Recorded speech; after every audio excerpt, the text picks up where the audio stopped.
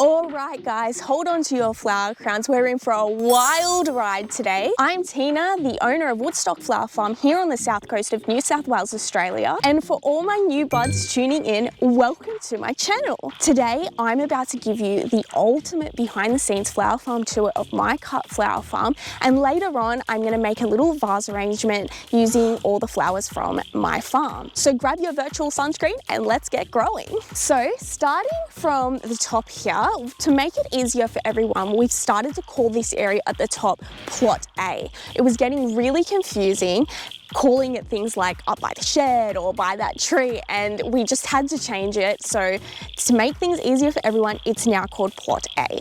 So in this area,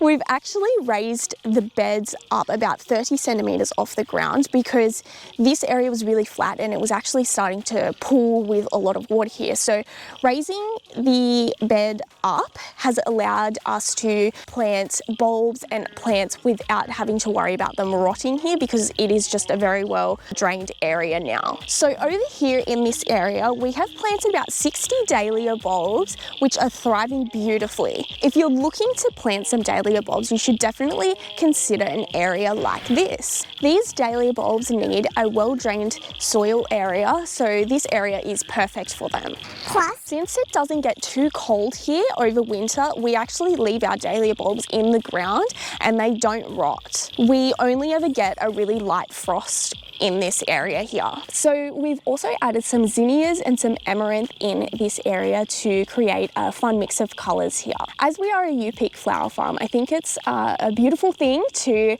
always have a massive mix of colours in your garden. So I like to plant just a whole mix of all sorts of things just to get that colour in the bed. I think that's very appealing to people who are coming out here. So on the other side of the garden here, we have a really big mix of everything. We've got statice, celosia, amaranth, rebeckias, and we also have a lot of flowers here that have self-seeded. Like there's a ton of Queen Anne's lace here and amaranth that are growing so well. There's just so many of them. It's insane. So it's April here now, which means that winter is just around the corner, which is so crazy. I just can't believe how quickly the year has gone. But fear not, we are preparing for spring already. We are planting up some seeds like snapdragons, even though the snapdragons don't like me. I don't know what's going on with them, but I'm going to try them again anyway. We've got Lennarias, we've got Iceland poppies, we've got baby's breath, and we planted some ranunculus up. So we had some issues with our ranunculus. They got grubs in them. And so we've divided them all up, which took a very long time.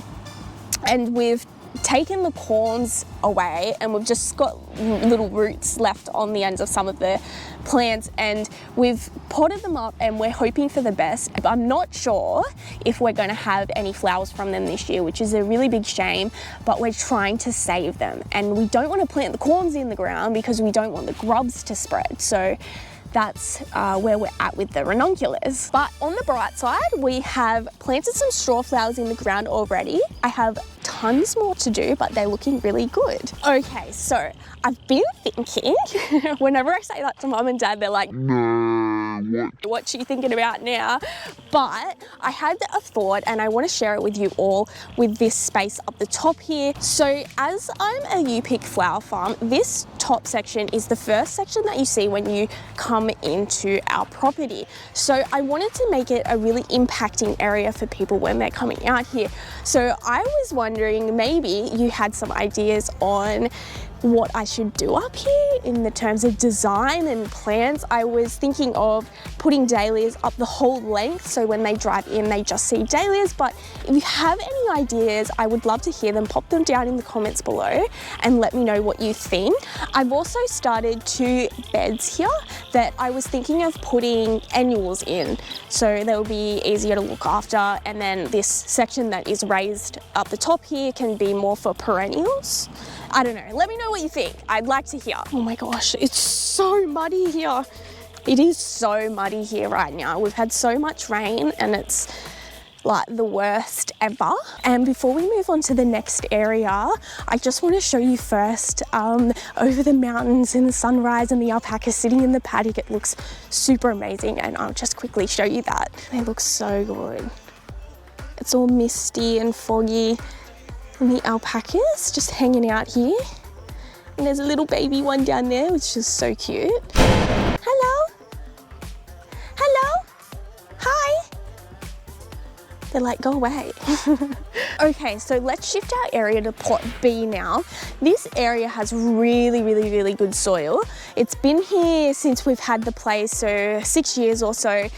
So we've had a lot of time to be able to work on the soil to make it really good. When you plant seeds in this area, you just see the flowers grow so fast. Since we're a U-Peak flower farm, the only setback that I have with this area, because it wasn't thought of beforehand, I wasn't thinking when we did this area that we were going to be doing U-Peaks, is just that the pathways are a little bit too narrow, but we're hoping that we can sort of expand them a little bit in the future. And currently the zinnias are flourishing in this area here. They're going so well. But we've also got some Cosmos Rebecchias, roses, and some sweet pea seedlings that we've planted along the fence line here. It's all just looking really good in this area. So guys, we have finally reached the last section called Plot C. This area here is still a work in progress as we're still working on the soil here, but the flowers here are giving me all the feels. I recently planted a whopping 800 daffodil bulbs in this space here,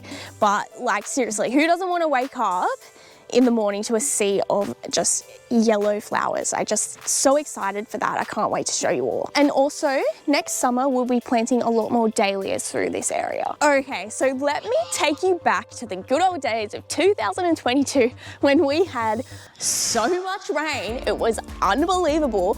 And I had a section through here of 3 beds that just didn't grow anything in them. I had filled them up with zinnias and snapdragons and they were looking really good, and then all that rain came and not kidding, it killed everything. So we're sort of still coming out of all that rain that we've had, and I have noticed that some of the zinnias have self-seeded and they are growing, so I'm hoping that we can bring this area back to life and grow more flowers in it for next season. So I just picked some beautiful flowers from the garden. I'm going to put an arrangement together for you all to enjoy. We've got some different mix of flowers here. We've got some zinnias here. We've got, this is a big zinnia. Look how big that is. Well, this is so cool. So this is a coxcomb. Look how cool that is. So cool. We've got a bit of salvia. We've got, what else do we have? We've got some dahlias. There's some dahlias here, and we've got some snow on the mountain. I love using that. So I'm not sure if I'm going to use everything that's in here, but I'm going to see what I can come up with.